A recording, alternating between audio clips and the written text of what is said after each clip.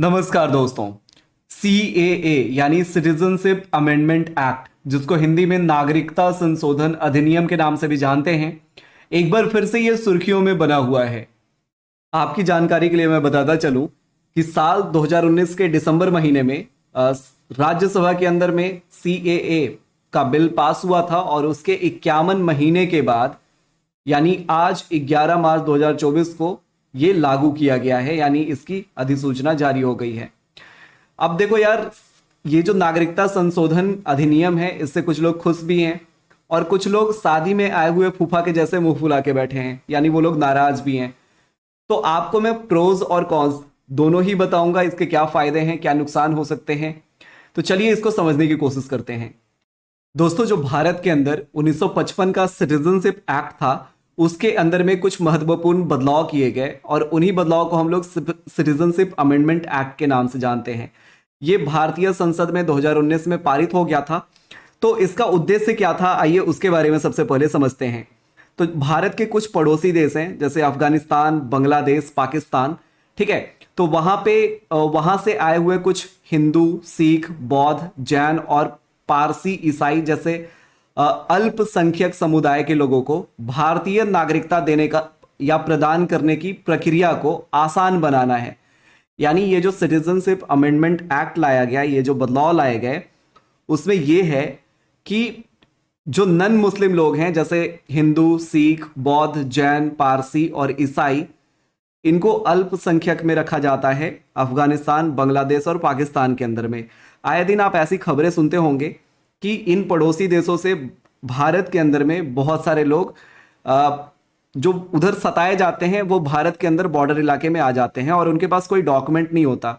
इस वजह से भारत के नागरिकों को जो सुविधाएं मिलती है वो उन तक पहुंच नहीं पाती लीगल तरीके से। तो इस काम को आसान बनाने के लिए, यानी उनको भारत की नागरिकता देने के लिए, उनको भी जितने एक नॉर्मल ह्यूमन को सारी चीज़ें, सारे राइट्स अवेलेबल हैं, वो उनको भी मिले। इस चीज़ को सुनिश्चित करने के लिए सिटीजनशिप अमेंडमेंट एक्ट लाया गया और ये जितने भी समुदाय के लोग हैं उनको भारत की नागरिकता दी जाने के लिए ये अमेंडमेंट किया गया, जो कि 2019 के अंदर में पारित हो गया था और 11 मार्च 2024 को लागू कर दिया गया। अब आपके दिमाग में एक सवाल आ रहा होगा कि CAA के तहत किन्हें नागरिकता दी जाएगी। तो ऐसे अवैध प्रवासी नागरिक जो अपने देश में अल्पसंख्यक थे और धार्मिक उत्पीड़न का शिकार होकर के, यहां पे एक डेट है 31 दिसंबर 2014, ठीक है। कहीं कहीं पे 2015 भी लिखा रह सकता है क्योंकि इसके जस्ट एक दिन के बाद 2015 आ जाएगा। तो 31 दिसंबर 2014 से पहले भारत में प्रवेश कर चुके हों, ठीक है, ऐसे लोगों को CAA के तहत, इस अमेंडमेंट के तहत वैसे लोगों को नागरिकता दी जानी है भारत की। इस अधिनियम को लेकर के विवाद भी हुए, प्रदर्शन हुए, इसके खिलाफ में भी हुए, इसके सपोर्ट में भी हुए। लेकिन अभी आपके दिमाग में एक सवाल आ रहा होगा कि ये अवैध प्रवासी हैं कौन। तो दोस्तों, मैं आपकी जानकारी के लिए बता दूं कि CAA के तहत उन सभी प्रवासियों को अवैध माना गया है जो बिना किसी वैध दस्तावेज या पासपोर्ट या वीजा के भारत में घुस आए थे, ठीक है। वैसे लोगों को अवैध प्रवासी माना गया है। वो लोग भी अवैध प्रवासी माने जाएंगे जो अपना दस्तावेज तो लेकर के आए थे, लेकिन उनकी जो समय सीमा थी उससे अधिक समय तक वो भारत में रह रहे हैं। जैसे आप किसी कंट्री में जाते हो तो आपकी वीजा होती है 15 दिनों की या 1 साल की या 2 महीने की, लेकिन अगर आप उस टेन्योर को एक्सीड करके और अपने ओरिजिन कंट्री में वापस नहीं लौटते हैं तो आपको एक तरीके से गैर कानूनी माना जाता है कि आप उस देश में गैर कानूनी तरीके से रह रहे हैं। तो ऐसे लोगों की भी संख्या काफी सारी है जो भारत में रहते हैं।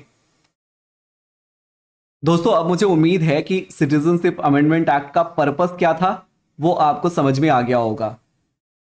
अब यहां पे एक सवाल आता है कि क्या अभी तक किसी को नागरिकता मिली है। तो मैं आपकी जानकारी के लिए बता दूं कि गृह मंत्रालय की एक रिपोर्ट आई है जिसके अनुसार 1 अप्रैल 2021 से 31 दिसंबर 2021 तक गैर मुस्लिम अल्पसंख्यकों की संख्या जो है वो लगभग 1414 बताई जाती है। इन 1414 प्रवासियों को भारत की नागरिकता दी जा चुकी है सिटीजनशिप अमेंडमेंट एक्ट के तहत। एक और जानकारी जो आपके लिए बहुत ही इंपॉर्टेंट है, भारतीय नागरिकता कानून में 1955 से अब तक 6 बार बदलाव हो चुके हैं, यानी अमेंडमेंट हो चुके हैं। 1986, 1992, 2003, 2005, 2015 और 2019 में संशोधन किए गए हैं। पहले भारतीय नागरिकता लेने के लिए भारत में 11 साल रहना जरूरी था, लेकिन नए संशोधन कानून में ये अवधि जो है घटा करके 6 साल कर दी गई है। इस सिटीजनशिप अमेंडमेंट एक्ट का सबसे ज्यादा विरोध पूर्वोत्तर राज्यों में, खास करके जो बांग्लादेश से हमारी जो सीमा सटी हुई है वैसे राज्यों में देखने को मिला, जैसे आसाम, पश्चिम बंगाल। तो आसाम के लोगों का तर्क ये था कि जो बांग्लादेश से लोग आ रहे हैं भारी तादाद में, खास करके हिंदू लोग ही बांग्लादेश से आ रहे हैं, तो उनको नागरिकता देने से वहां के जो मूल निवासी हैं उनके अधिकार क्या खत्म हो जाएंगे?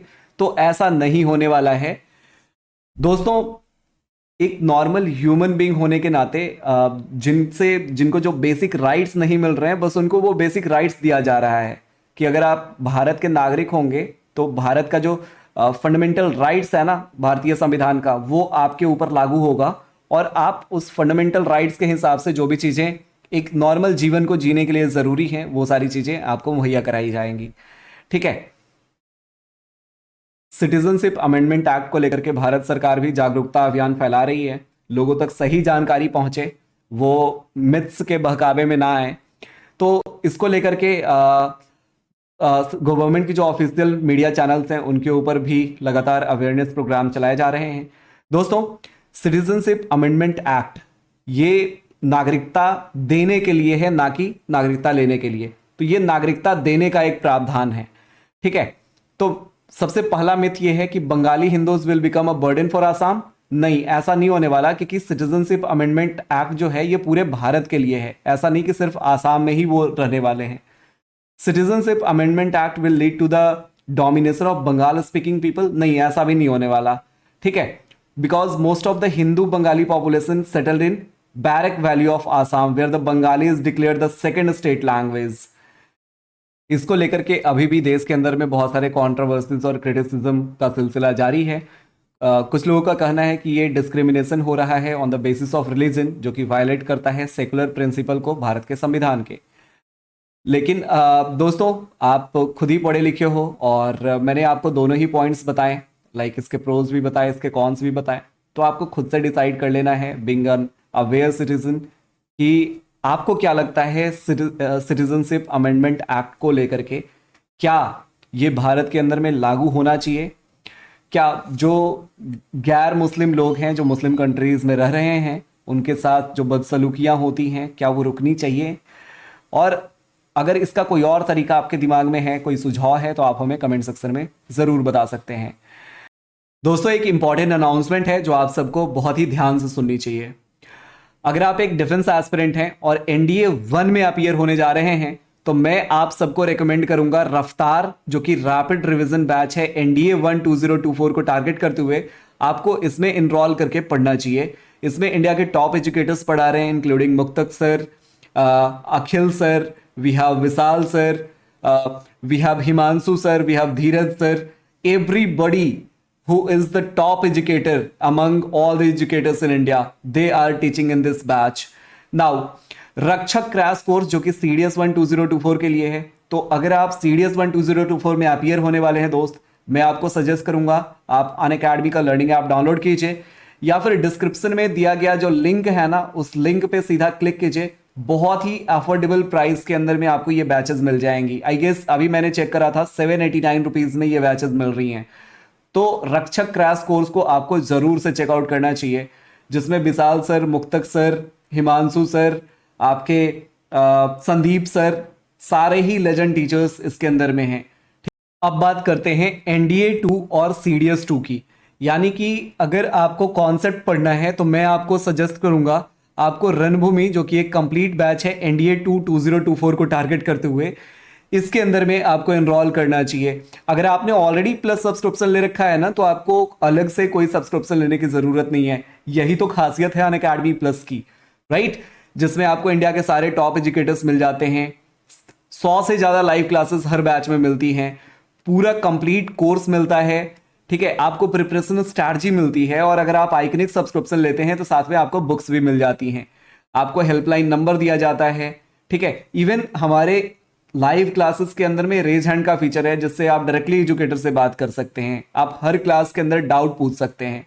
ठीक है जी, ये सारे फीचर्स आपको नॉर्मली हर जगह पे नहीं मिलते। खास करके अनअकैडमी प्लस के अंदर में जो नेटफ्लिक्स जैसी फीचर है ना, कि अगर आपने एक बार सब्सक्रिप्शन ले लिया तो आप सारे ही बैचेस में पढ़ सकते हो, जो भी बैच आपको पसंद आए।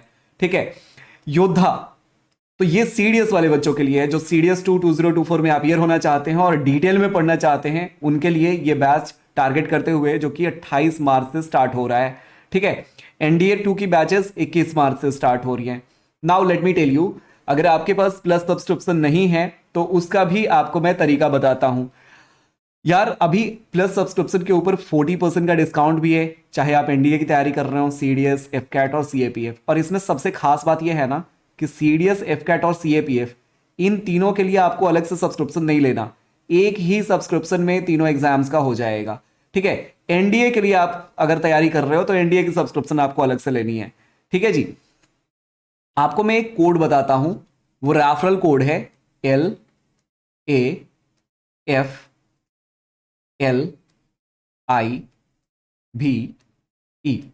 इस रेफरल कोड का जब आप यूज करेंगे ना अनअकैडमी प्लस को ज्वाइन करते हुए, तो आपको ये सारे एप्लीकेबल डिस्काउंट्स तुरंत ही मिल जाएंगे, ये सारे ही कैटेगरीज के अंदर में। तो साथियों, देर किस बात की, फटाफट से अनअकैडमी प्लस को सब्सक्राइब कर डालिए ना।